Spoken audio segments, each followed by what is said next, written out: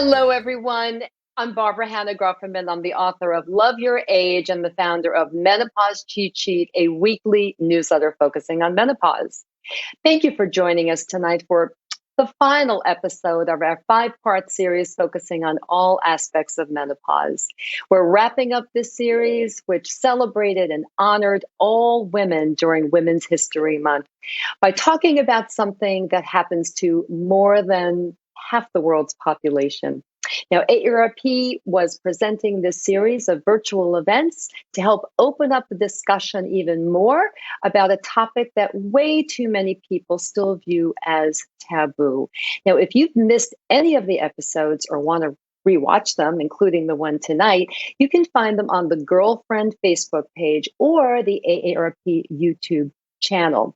Now, we've covered a lot of ground in the last few weeks talking about symptoms and treatments and sex and skin issues and hair loss and so much more connected to menopause. But tonight, we are going to be focusing on how menopause can often impact very long-term health and well-being issues for women, sometimes in very surprising ways. Specifically, we're going to be focusing on bone health, brain health, and then heart health with some really incredible experts. Now, like all of the other episodes, this is very interactive. We want you to participate, as we always ask you to do, and you can do that in 2 ways. One, please send in your questions. We cannot get to all of them, but we will try to get to as many as possible.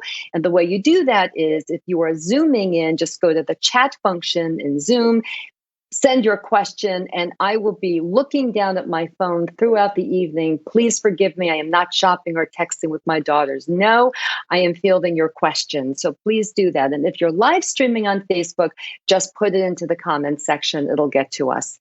And then I'm going to be asking you a few questions during the night. We're going to be asking you some polls.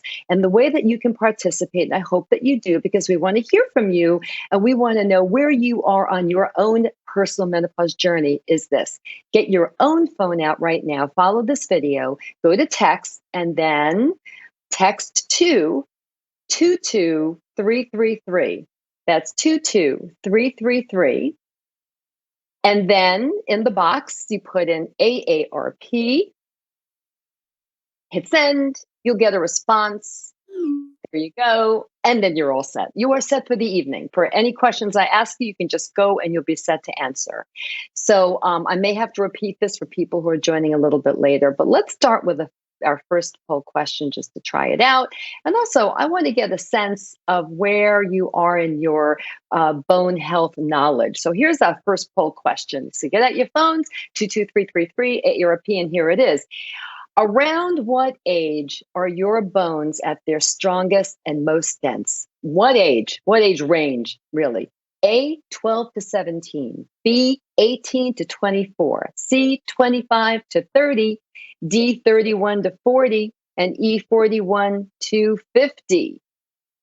So put in A, B, C, D, or E. I can't wait to hear what you are going to tell us. Looking forward to it. And as you're submitting your answers, oh, they're already coming in. That's great. I'd like to introduce my co-host, who I'm going to miss so much. We've had such a great time, Dr. Margaret Nachtigall. She's a reproductive endocrinologist and a clinical associate professor at NYU Langone Health. She's been in practice for over 25 years, and I work with her very closely. That's so great. She is also the medical director of Menopause Cheat Sheet. Welcome, Dr. Margaret. Thank you, Barbara. I'm really excited to be here tonight. This is really going to be a great show. I am excited to talk about the long-term effects that menopause can have on our bodies. And I'm really excited about the guests that you're going to meet really soon.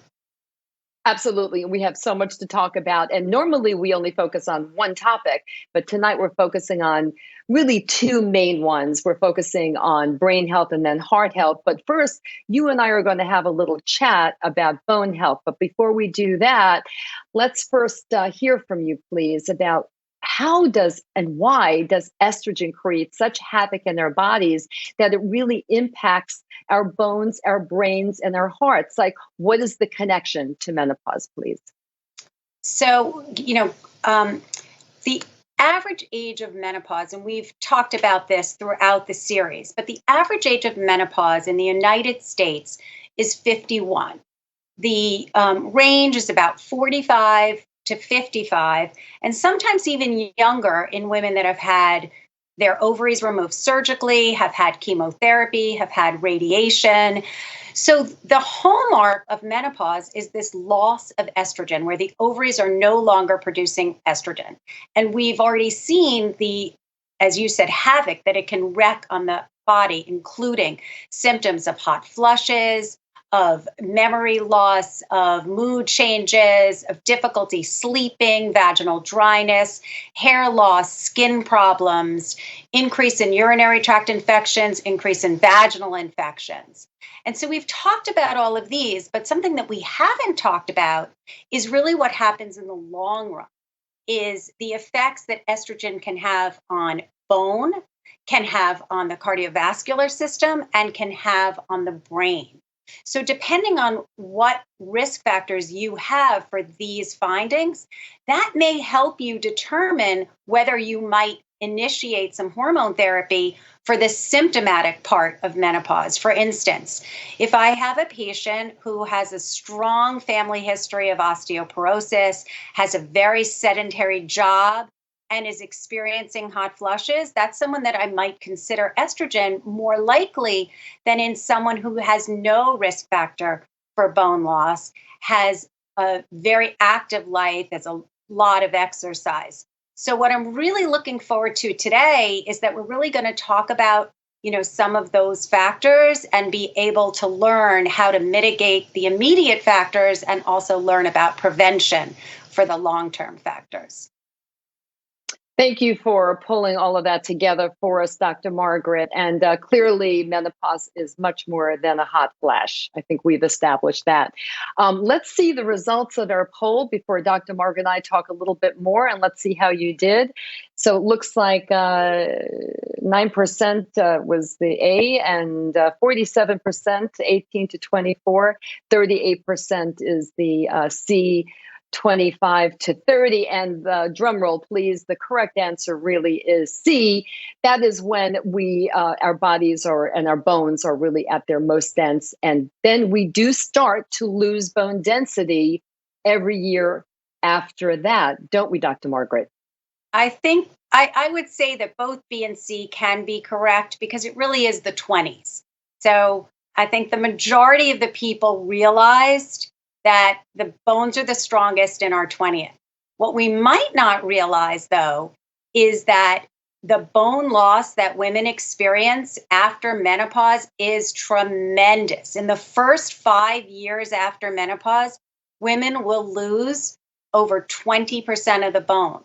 Over half of all women over the age of 50 will break a bone due to osteoporosis.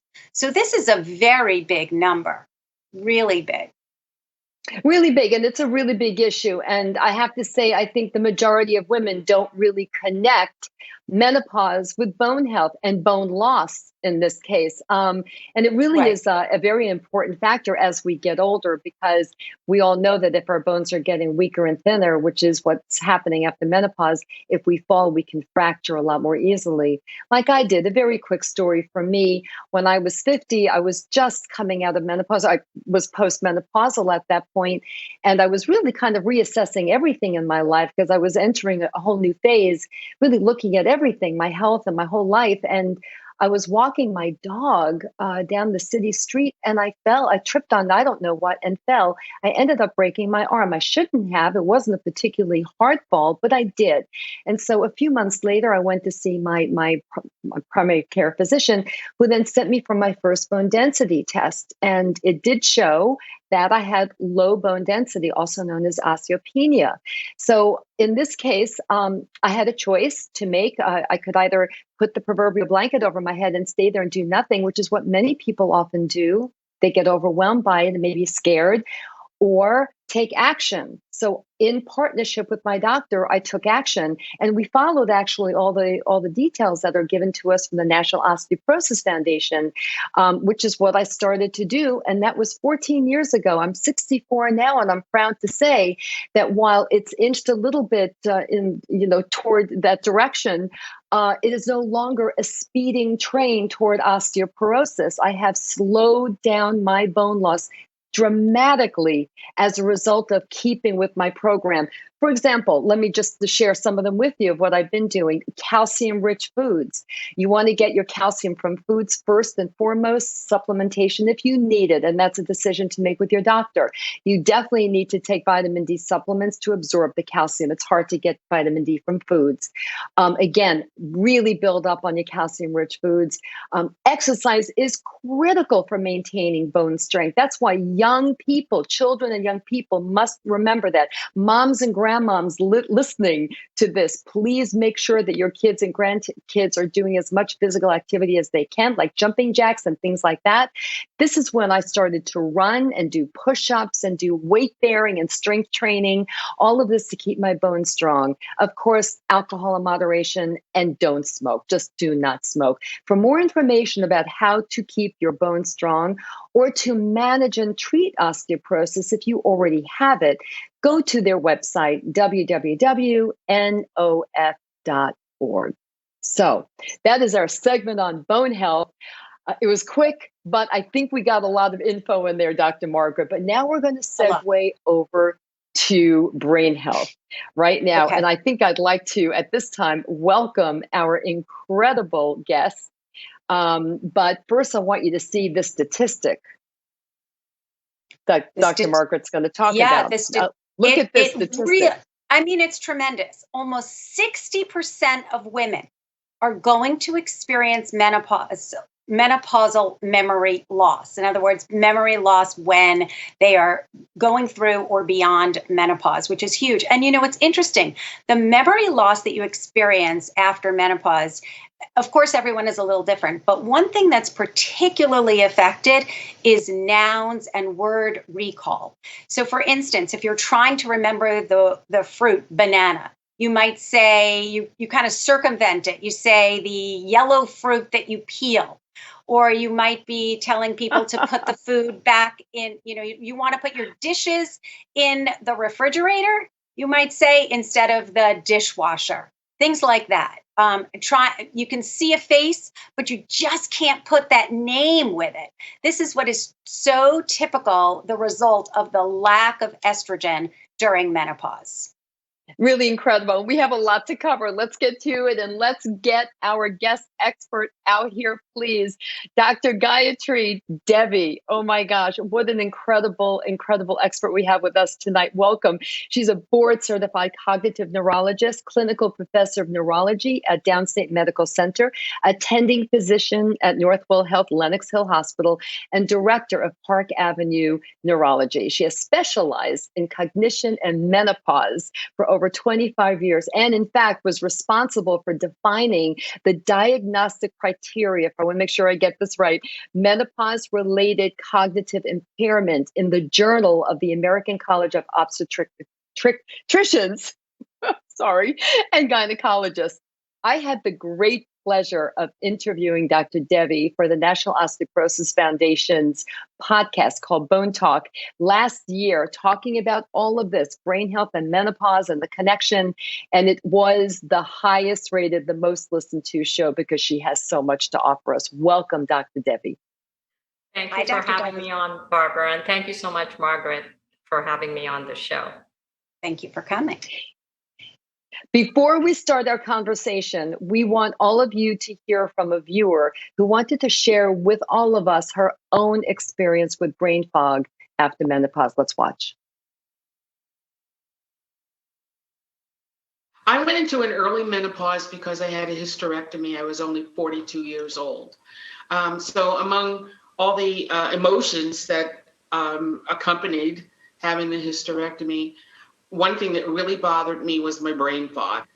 For example, once I went to the grocery store, didn't buy a lot of things, but put my groceries away in the refrigerator. And the next day, I couldn't find my keys. And I happened to look in my pocketbook, and there was a thawed frozen can of frozen lemonade that had thawed. And I was like, why is this lemonade in my pocketbook? And then I was like, oh. And I went to my refrigerator, and in the freezer were my keys. So I got, something was a little bit mixed up. I don't like having brain fog. I still like to blame it on my hysterectomy. But what is it that I can do to keep a healthy brain? Right. That's an incredible. Thank you, Erlinda, for sharing this with us. Dr. Devi, we do see that brain fog is real, no matter when you experience menopause in your life. Tell us what's really happening. Dr. Margaret had given us a nice overview. I know that you were listening in, but fill in the blanks, please, and tell us what's going on up there. So what Erlinda describes is actually very common in my practice. Just last week, I was listening to a school teacher from Virginia who was accused of making things up and being stressed because she had really, as she told me, lost her mind after going through an early menopause. She could no longer remember if a red light meant to stop or to go. Now that sounds kind of crazy, but in fact, menopause can do these things in your brain. And the reason is because when your estrogen levels fall with menopause, there's also a reduction in acetylcholine, which is a neurotransmitter in the brain, a brain chemical that's very important for keeping your memory healthy. And there's also a reduction in serotonin in your brain, an important chemical that many of us know can lead to a depressed mood. In addition, when you go through menopause, because of the hot flashes, you have higher levels of cortisol. And when you have higher levels of cortisol, that also affects memory and mood. So, and that it doesn't help that, of course, because of the hot flashes, we're not sleeping at night. And sleep is very important for maintaining a good memory. So it's the perfect storm when you're going through menopause that then affects in the part of the brain that's called the hippocampus, which is deep behind your eyes in the temporal lobes of the brain. There is a shrinkage of the spines, which are on the surface of every nerve cell, and that allow the nerve cells to communicate with each other. So the fewer spines you have, the fewer the junctions across which communication can occur between nerve cells. So there's a bunch of different things that cause the brain to kind of not function as well as it should. There is a very, everybody, please continue to send in your questions about brain health right now. And then later when we get to heart health, we'll ask for questions about heart health. So keep them coming in, again, in the chat function, please, and the comment section on Facebook. Okay, Dr. Devi, we know that there is a strong correlation between heart health and brain health. In fact, recent studies have shown that if you have high blood pressure, you might be at greater risk for Alzheimer's or other forms of dementia. Can you please tell us what's going on? And we will later on in the show have a wonderful cardiologist kind of taking a deep dive into that. But tell us right now, what is the connection between the two?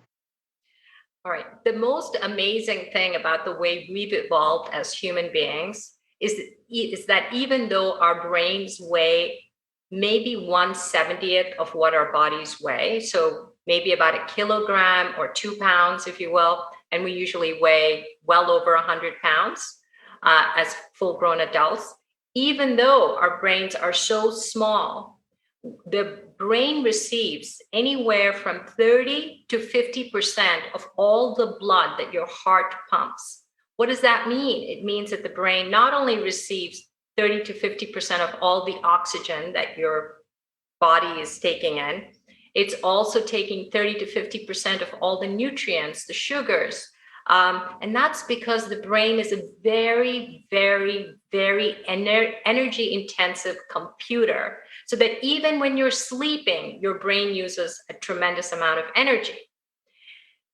If you have a problem with your heart, and therefore, or your cardiovascular health, or the blood flow into your brain through the conduits, which are the arteries, so they get clogged, say, with plaque from high cholesterol, or the heart isn't pumping quite right, or the blood pressure is too high, and therefore you have a cardiovascular system that's not as responsive, then the brain is the first and the most crucial organ that will suffer.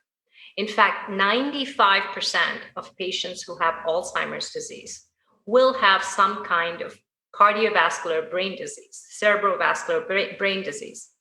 And that's because the nutrients and the dance that the heart dances with the brain is a very, very intense dance. So that if the heart starts to fail in any way, or if the blood is in any way not appropriately and elegantly delivered to the brain suffers. The other very well-known fact, maybe amongst neurologists and maybe less so to the public, is that the part of the brain that deals with memory which is the hippocampus, is also the part of the brain that's the most exquisitely sensitive to reduced blood flow changes, where you have reduced oxygen or you have reduced glucose. So that part of the brain begins to suffer first. So it's very important to understand that good heart health is crucial for good brain health. Anything that you can do to keep your heart healthy, whether by maintaining good weight, aerobic exercise, making sure that your cholesterol levels are good, making sure that your stress levels are low, which is hard to do during menopause, all those things will help to keep your brain healthy. So it's an intricate and very strong enmeshed relationship between the heart and the brain. Yes, and as I always love to tell people, is don't get overwhelmed to think you have to do one thing for your heart, one thing for your brain, one thing for your bones, etc. In fact, all of these healthy lifestyle options really will work for everything. So keep that in mind, everyone. And now let's get to Erlinda's question that she did ask on the video. What can women do now? What can we do to really maintain good brain health as we're going through menopause, knowing that estrogen is dropping and that these changes are happening? What actions can we take right now? I think that, in my practice, for example, when there's a woman who's coming in with menopause-related cognitive changes, which can be a lot of different things, trouble with finding words, trouble with misusing words, using the wrong words, carpooing the shampoo instead of shampooing the carpet, putting your popsicle in your handbag, as happened with Erlinda, having trouble multitasking. All these things that women usually have a significant strength in as compared to men in general, those are the same things that allow women to come to the pinnacle of their careers in their late 40s, early 50s, and then wham, menopause hits, and before you know it, the rug is being pulled out from under you, and suddenly you can't speak as articulately, you can't multitask, and it's really kind of it's a sadness, an ironic thing that happens there. So what can you do? First, if it's possible, try to reduce your stress levels. The easiest way you can do that is by sleeping well. But it's hard to sleep well when you're drowning in your sweat because of hot flash from menopause. So I often will tell women that you should think about considering hormone therapy or going to speak to a gynecologist or an endocrinologist to see what would be best in this situation, because that's helpful, because it may help reset your sleep cycle, and that'll be helpful. Sleep, as I mentioned before, is very helpful. Aerobic exercise is very helpful. Even in women who cannot tolerate hormones for a bunch of reasons, because of breast cancer or fear of breast cancer or family history of breast cancer, there are other types of medications that can help with the hot flashes, that may help with memory. And also exercises for the brain. The brain is a very lazy and very smart organ. So if you don't push it, it sometimes will refuse, or it's a concept of learned non-use. It'll stop using those functions as much. So if I'm not really using my word finding abilities as much as I should, then maybe it's harder for me to retrieve words down the road. So kind of some exercises to help your brain, that's good as well. So it's really a multimodal approach. And of course, heart health, as Jennifer Mieres will talk about later, is very important in this whole paradigm. Thank you. And before we get to audience questions, and we're getting quite a few, thank you, everyone. Keep them coming in. I do want to ask Dr. Margaret to add your thoughts to this. Well, I loved everything that Dr. Devi said, and I love the emphasis on the interrelated and the communication between the heart and the brain. One thing that I want to mention is that, one, of course, estrogen is not for everyone, but it is worth a conversation with someone that really knows about estrogen. So a gynecologist, an internist, a primary care physician, one of your healthcare providers, a reproductive endocrinologist. But something that came up in the video was that the hysterectomy, and I assume the ovaries, were removed at a very young age. And the longer a person is exposed to that low level of estrogen, the worse all of these problems can be. The heart effects, the brain effects, and also the bone effects. So the fact that this is a very young individual, that's someone that we might counsel differently than someone, say, who is going through a very late menopause. So the length of time without estrogen is also really important. So another great reason to always get individualized care, which has been an ongoing message in every single show that Dr. Margaret has had for all of you. Okay, so let's get to a few audience questions. Oh, it totally is. And I think we've all gotten that message, Dr. Margaret. It's a good one. So Ronnie, thank you so much for sending this. I too want this answer. Dr. Devi, does the memory come back once you've gone through all of this brain fog and everything during menopause, and maybe shortly thereafter? Does it come back once you're post-menopausal? So I believe does your sharpness come back? I meant to say, does the sharpness come back? Yeah, so that's a good question. And the answer is we have not really studied the memory loss associated with menopause-related cognitive impairment as much as I would like us to do. What happens to these women? Many women, as they go through menopause and come out of the transition, will actually have their brain adapt to these changes, and they are able to overcome and get back some of their or all of their cognitive functions. Some women, especially working women, find that they continue to have problems in certain areas, and they're never really able to go back to a prior level of functioning, but they become used to it. And then a few women, I do believe, don't ever recover too much function, and they continue to have impairment down the road. And this is similar to some of the other symptoms that you get in menopause. So some women with hot flashes most women have some improvement in their hot flashes and get better. Some women don't, and some women continue to get hot flashes into later life. So it's similar to other menopausal symptoms. But because it deals with the brain and cognition, it's harder to quantify. And the other sad thing that happens with menopause-related cognitive loss and impairment is that women lose confidence. I mean, as it is, it's taken us a long time to get to where we are now. And when you start to lose confidence, it's very hard to regain that. And I've had some really sad cases where women stopped working and were never able to go back to work, even after they were able to recover their cognitive functioning, because they simply lost confidence in themselves. Yes, I've read too many stories and heard firsthand too many stories about women who had that kind of issue in the workplace. And it really is something that the workplace in the US really does need to focus on more seriously. But that's a whole nother subject for another time.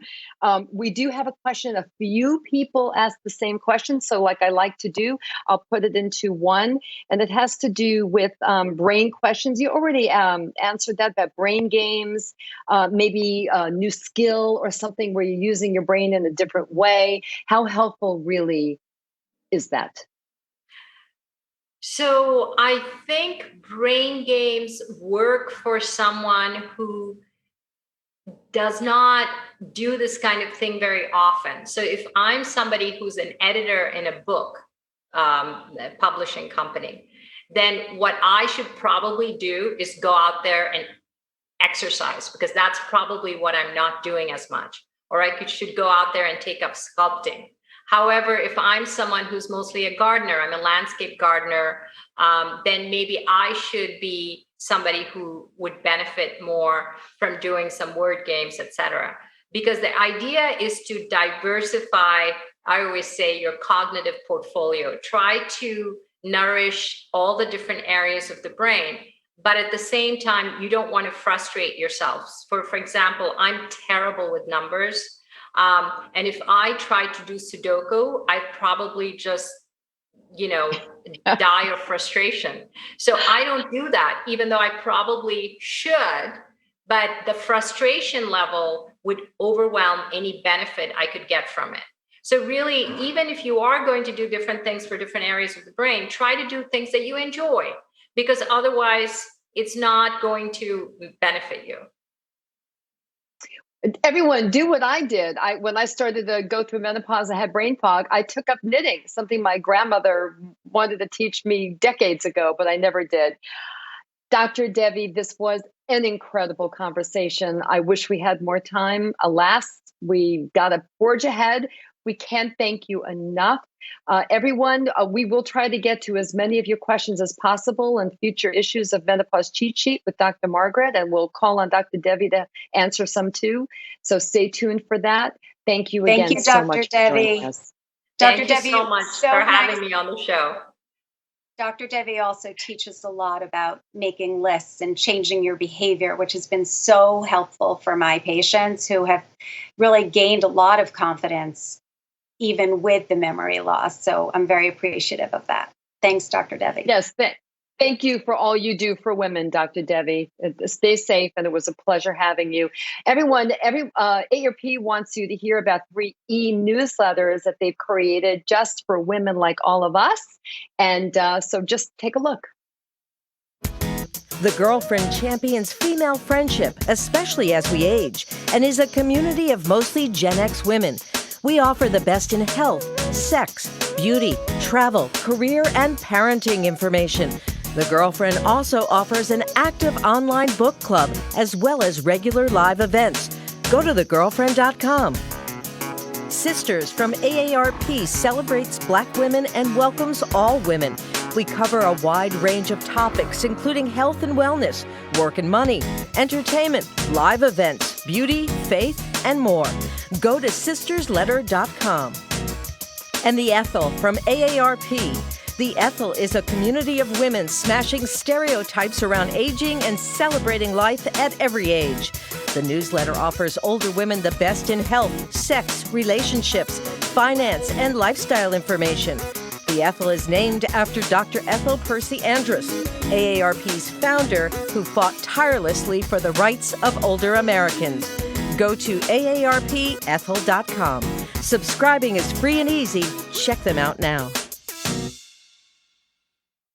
Okay, everyone, we're back, and we're going to be going straight into a discussion about heart health. But first, I want you to take a look at this stat that we have about heart health. It continues to be the #1 leading cause of death for women. And we're going to now introduce our incredible guest. We are honored to have Dr. Jennifer Mieres with us. She has an incredible CV. I want to make sure I get everything and that the audience really gets to know you, Dr. Mieres.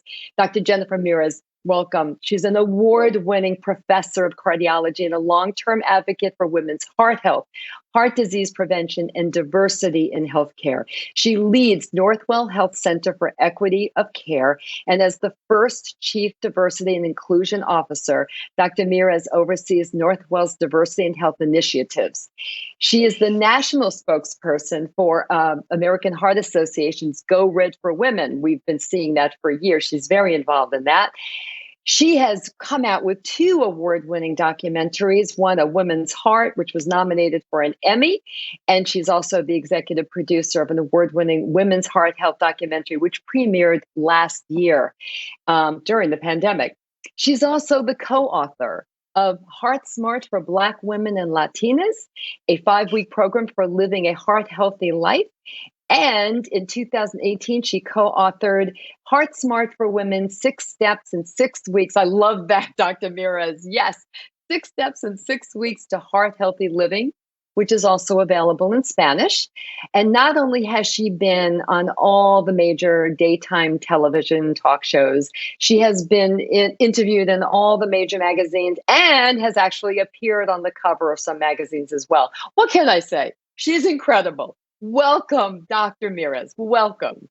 Welcome. Bob, Thanks for joining us. and Dr. Margaret, thank you so very much. Honored to be here. Okay, before we delve into heart health and everything connected to heart health and menopause and what we need to know, let's first take a look at this video where another viewer wanted to share her experience that she had with a heart issue that was quite frightening to her with all of us. So let's watch.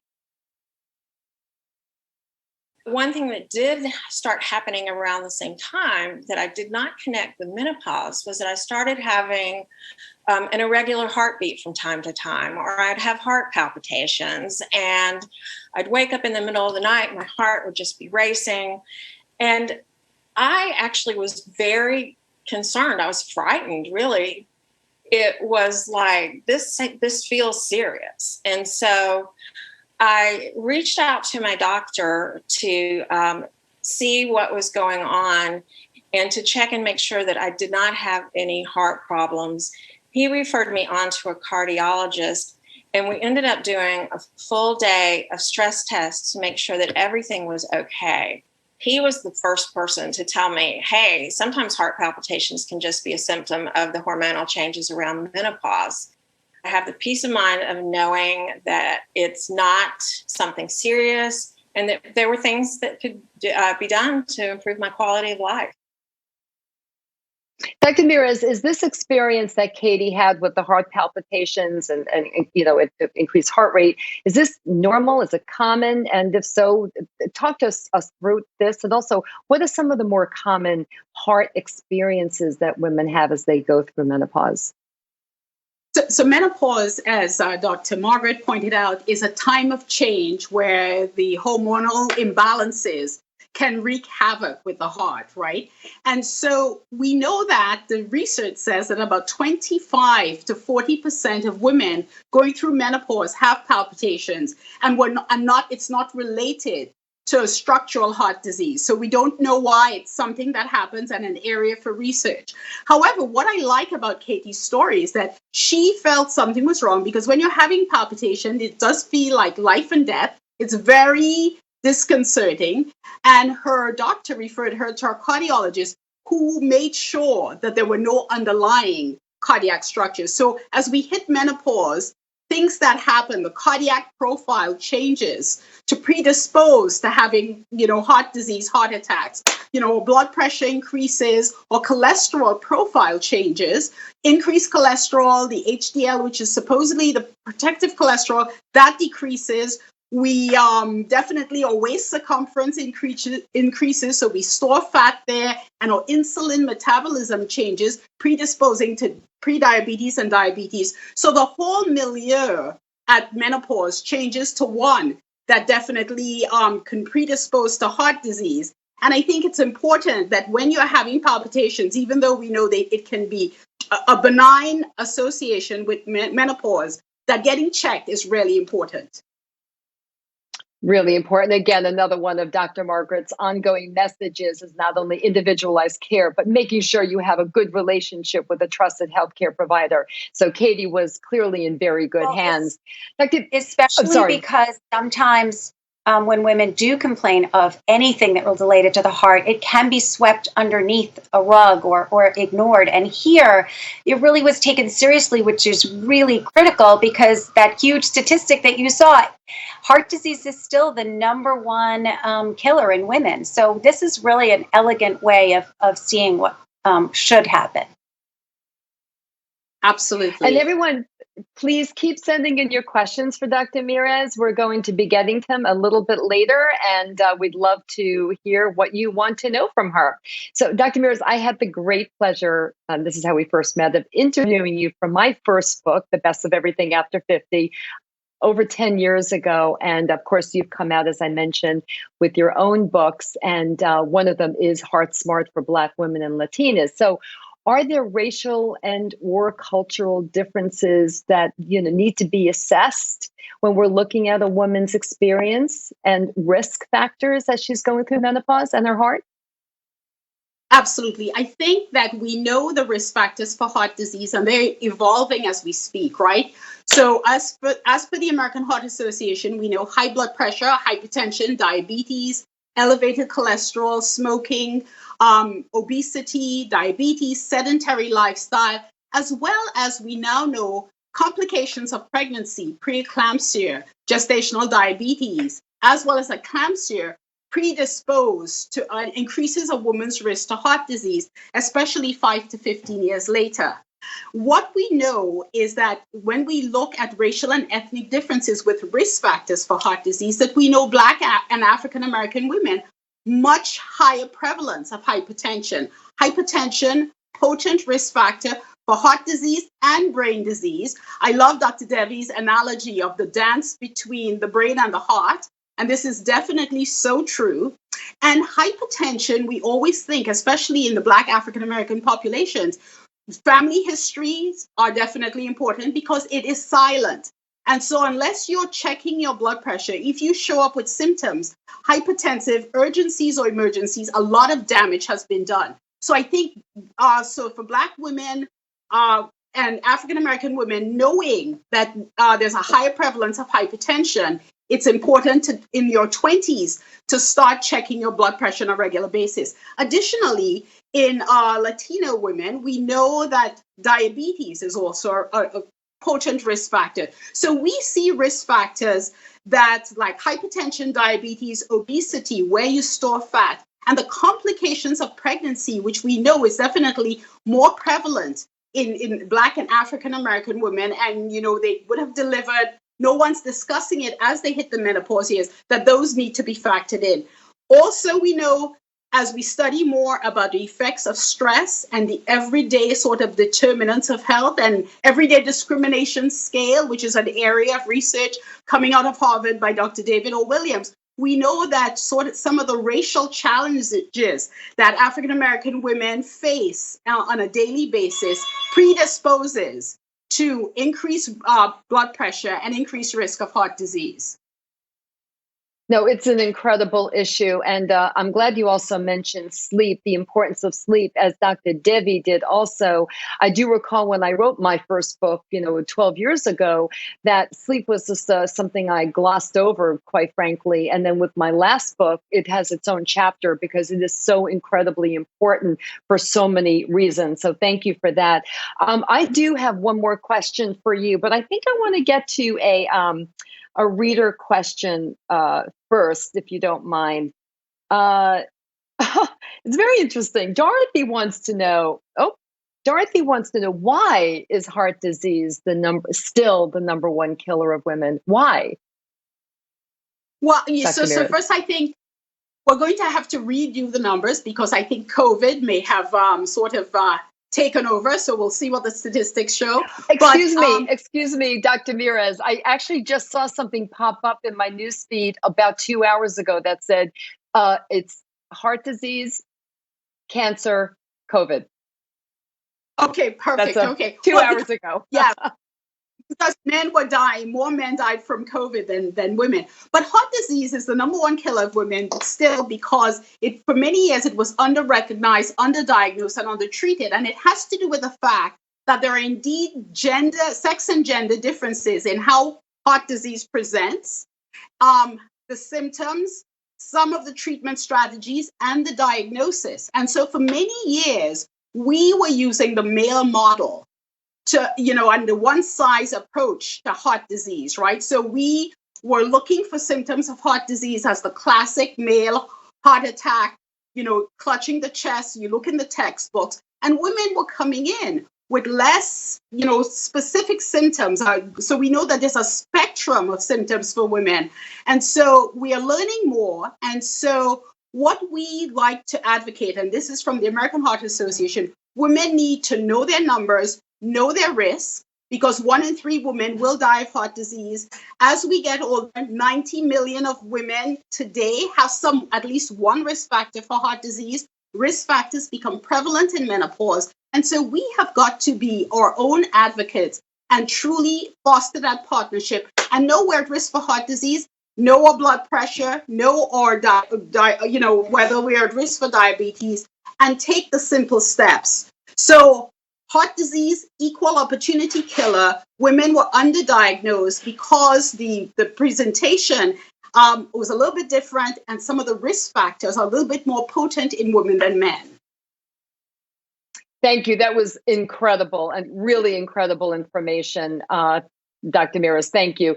Tell us now, what are your best tips that we can all take for keeping our hearts really heart smart, heart healthy for the rest of our lives?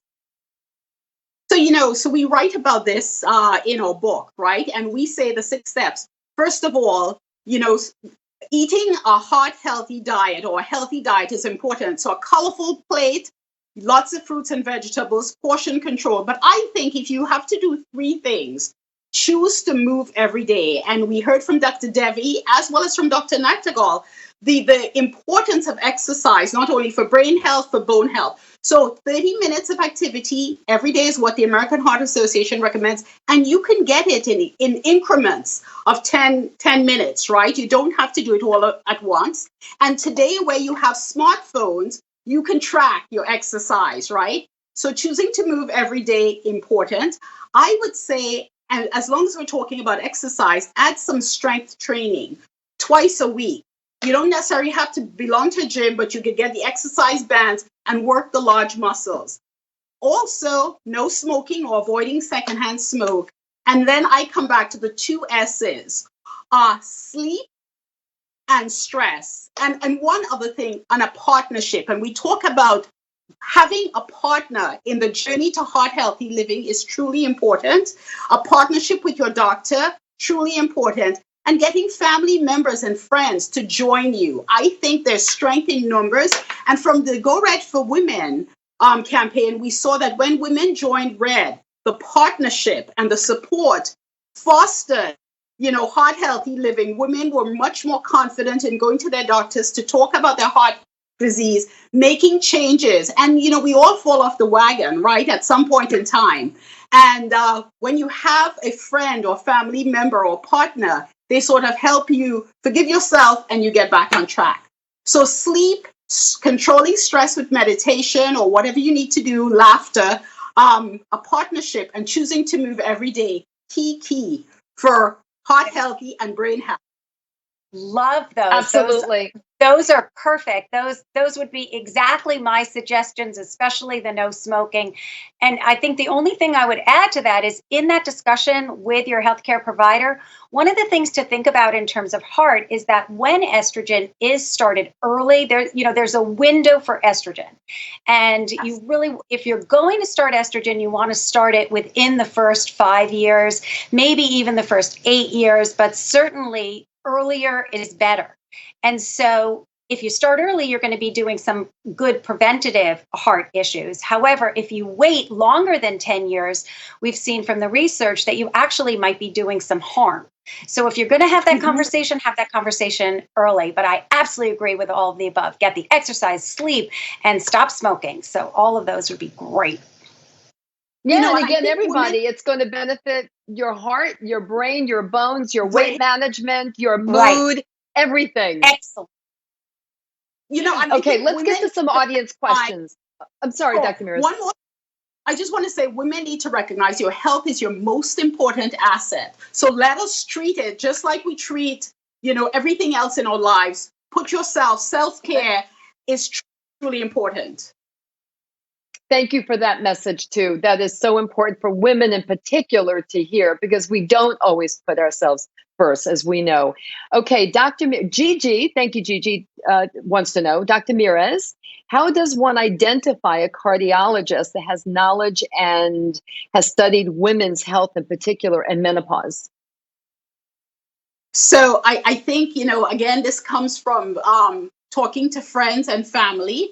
But I think when you look around at most academic centers, we have now recognized that sex and gender research is so important, and that heart disease and many diseases show up differently. So at Northwell, we have the Katz Institute for Women's Health, where we definitely have a sex and gender approach to all areas of medicine. And so I think you have to do a little bit of research, speak to friends and family, and you have to be your own best advocate as well, to go in and talk about, your risk factors for heart disease. Also, looking at places like Women Heart, which is the National Coalition for Women Living with Heart Disease, you can get information and some referrals. But I think it's fair to say most academic centers now have a sex and gender approach to most diseases. I agree. Dr. Margaret, would you agree? Anything you want to add to that? I think we went through, I absolutely agree. It's that conversation. And if you don't feel good about the conversation and the partnership that you're experiencing, it's okay to get advice from someone else. Right. Always a good thing. All right. Question from Laura. Laura, thank you very much. When your heart races intermittently over a short period of time, does this require a heart check? Should I go see somebody? I am a big believer that, feeling palpitations of any sort that are coming frequently, you should definitely get checked, right? It could be related to menopause, but you want to make sure that you're not at risk or having more serious cardiac arrhythmias or abnormalities, such as atrial fibrillation, supraventricular tachycardia. There are a whole host of sort of electrical abnormalities of the heart that can manifest as palpitations. So, in today's era, if you're wearing an Apple Watch, you can actually record it and get a 1 lead strip to take to your doctor. But I always say, keep a logbook, write things down, write when you're feeling it. So and definitely any sort of palpitations or so is worthy of getting checked. Better be safe than sorry. Absolutely. Great when advice. in doubt, check it out. When in doubt, Absolutely, check it yeah. out. That's great. That's great. One more question here from Edna. What are the symptoms of a heart attack for women? And we all now know that they're different than from men, right? So what are the symptoms that we should be looking for? So I just want to say they're not necessarily different from men. So there's a spectrum for women. Most women presenting with a heart attacks, especially women in the menopause years, will have some sort of discomfort in the chest. We describe things very differently. Men probably say it's pain, women say it's pressure. So anything happening, sort of above the umbilical, the belly button, all the way up here, that's pressure, that's not feeling, that sensation of pressure or pain, could be signaling a heart attack, especially if you have risk factors. The discomfort going up to the throat, back pain, both sides, shortness of breath, feeling that sense of doom and gloom are all symptoms that go along with a heart attack. So I want women to know many women will show up with what the classic symptoms are, but there's a much wider spectrum for women. And so the key is, if you have if you have risk factors for heart disease, family history of heart disease, you're feeling something that is out of the ordinary, especially if it comes on with exercise or with emotional stress, as we see with women, and it's the pain or the pressure is hanging around for a long time, think you're having a heart attack, go get checked. Definitely do not sit and say you'll sit it out.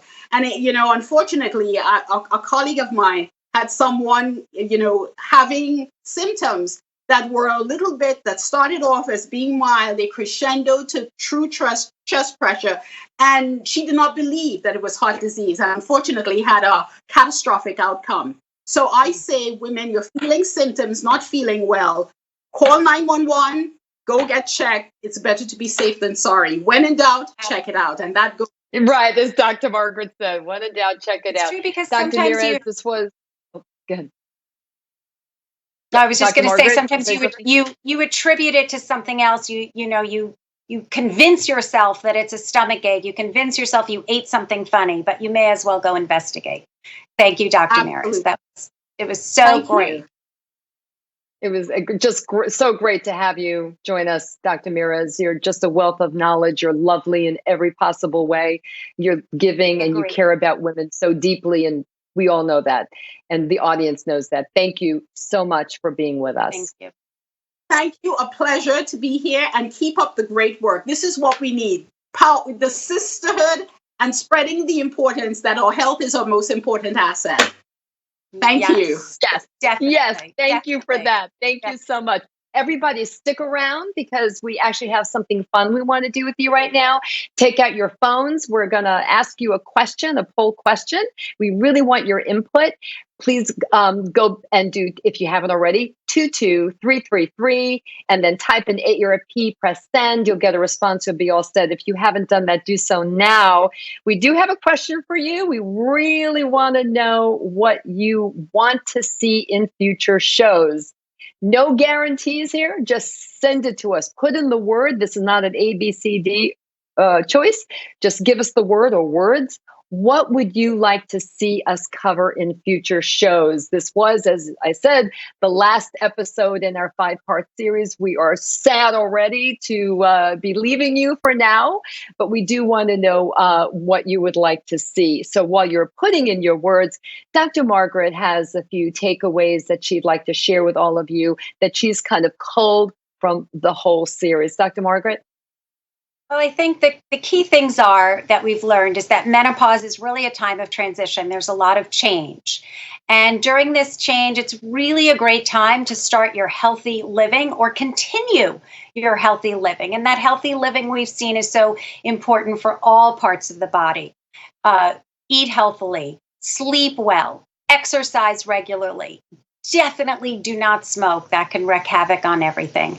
And really, as I've said over and over, it's really great if you can get that individualized attention and care and really try to have a relationship and a conversation with a healthcare provider to see what would be the best strategy and the best way for you to go forward in terms of preventing and treating the symptoms and sequelae of menopause or lack of estrogen. Thank you, Dr. Margaret. I'd like to add just a few that I really hope all of you will take away from the entire series that we did during the month of March. And one is you are not alone, not at all. It's a big number of people going through this. Your menopause experience is unique to you. Your journey is yours and yours alone because we're all different.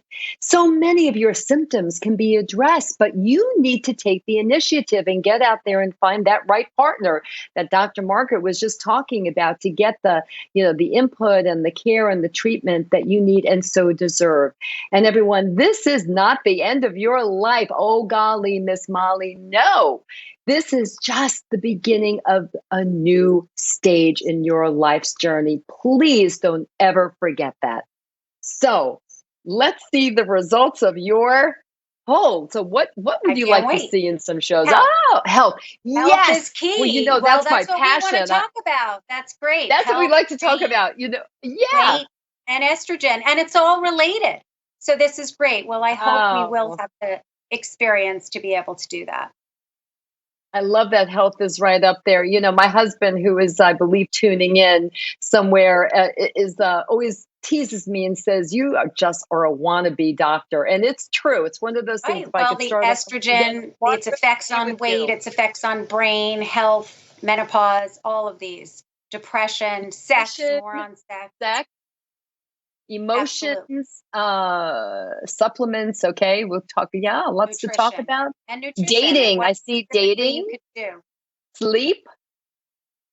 Wow, this is really great. Everybody, I hope everybody had a chance to really take a look. And thank you so much for filling that out.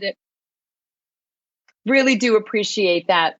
So, this is the end of our final episode and we are sad, but to get more information about menopause from AARP, you can go to thegirlfriend.com/menopause and you'll get some more resources there. And Margaret? And I just want to thank you all for all of your attention and listening. And if you have some time to please fill out the surveys, that was really helpful for us and we'd really appreciate it. And Barbara, I can't believe we're at the end, but we are. Thank you so much for hosting and having me be a host with you. And thank you, AARP, for allowing us to do this. And thank you to the team who's behind the scenes, who's been incredibly helpful to us. I know we really didn't have enough time to cover all of the questions, but I hope we'll continue to do so in the future. And I just thank you.